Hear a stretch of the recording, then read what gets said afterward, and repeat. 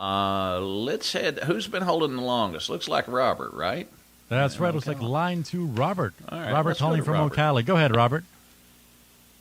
Oh, yeah. Well, while I'm waiting for a tow truck for my work truck, no. I thought I'd call in question for my personal car. All right. Yeah, I got an engine knock in my work truck here. Oh, no. Yeah, but I was looking. My car's been running a little sluggish. A 2013 Dodge Avenger with the 3.6, and kind of happened after I fueled up at a convenience store right before the hurricane. Where I couldn't. All the regular gas stations was out of fuel. But I used the premium. Okay. I used the premium, but things a little sluggish since then, and I have 2 manuals, my owner's manual and a Haynes manual I picked up at the auto parts store. Shop manual. Okay. And neither one of them has any information about a fuel filter. So I don't even know if my car has a fuel filter, but I'm assuming it does. It does. It does. Robert, today's vehicles. Well, let's go back a little ways. When we first started fuel injecting vehicles, we had a supply line coming from a fuel pump, usually located inside the gas tank. The fuel pump would kick on, and it would supply us fuel pressure through a fuel filter to the injector rail, where the injectors would, click on and off, and then it would disperse fuel into the engine. And then coming out of that injector rail, it would go into what is called a fuel pressure regulator. And that regulator, years ago, was vacuum operated, and depending on the engine vacuum, would determine how much or how little fuel pressure you had during engine effort, and it was all managed by vacuum. Now, anything in excess of what was not needed at that fuel rail for your fuel injectors actually went on straight back to the gas tank and returned into the tank. So it was a system that actually looped, throughout the vehicle, and that was how the fuel system was. And they had a replaceable fuel filter usually mounted underneath the vehicle. Well, in the mid-90s, Dodge, I believe, was the first ones to do this. If I'm not mistaken, I think it was 1994. What they done was they said, well, we don't need this return fuel line. We could actually go and have the return and everything done right in the gas tank. So what they did was they developed this thing that almost looks like an oil filler cap. And it plugs right into the top of the fuel tank, which is usually made out of plastic these days. And you've got your fuel pump in the tank, and then you've got usually like a nylon type of line coming off of the fuel pump, going up to this oil filter cap looking thing. And what it does is that nylon line connects to it. And now, this oil filter cap looking thing is what I refer to it as. It has a filter in it, but it also has a spring pressure valve in it. So let's say, for an example, your vehicle requires 35 or 40 pounds of fuel pressure. Well, anything in excess of that is actually returned right straight back into the gas tank. So your fuel pressure regulator and the filter is actually integrated into this device that just plugs into the top of your fuel tank.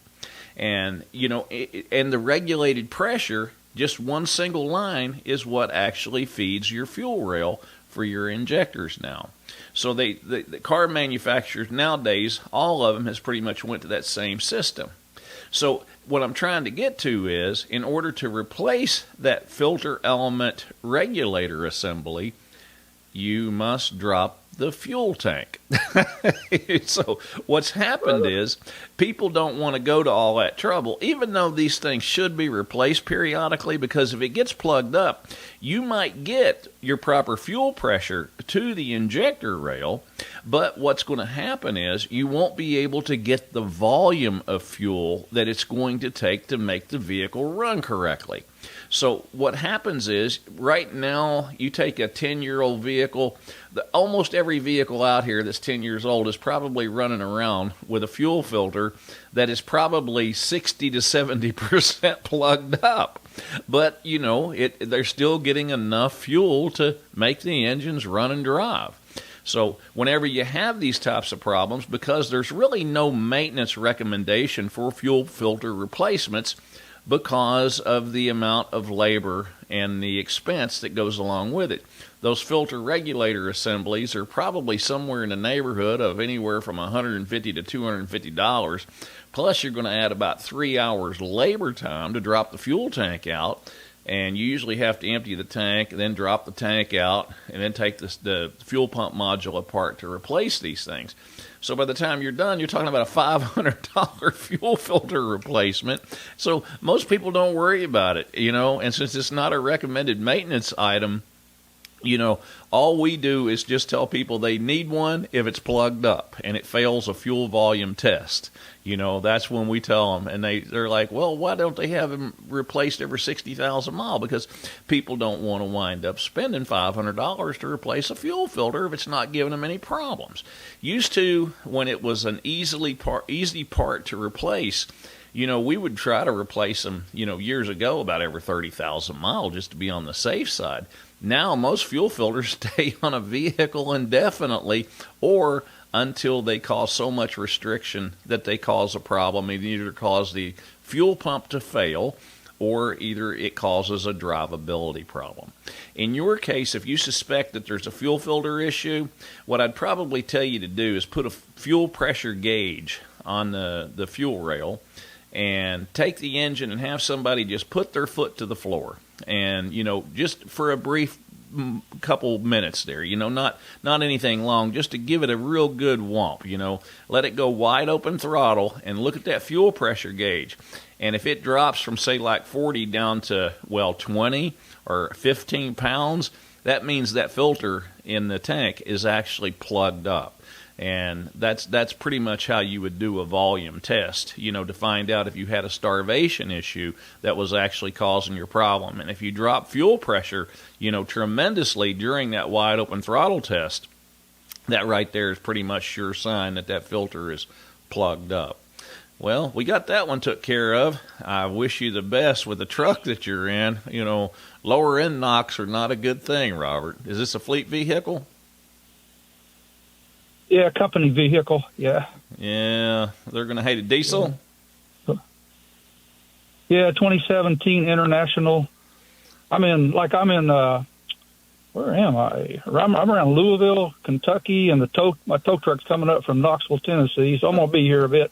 Oh, boy. He's bringing me another truck and taking this one back to the shop. Oh, geez. Well, Robert, thank you for listening to us that far out of town, and I hope I answered some questions for you. And, buddy, we wish you the best of luck. Make the best out of your weekend. Thank you so much, Robert. Let's. You want to take Bill here, or you want to save some time for a juicy seg after this break, Larry? Go ahead and do the break. Bill, you hang on. We're going to get right to you here in just a couple Bill, minutes. Tom, everybody else on hold, thank you so much. We're going to take a quick break.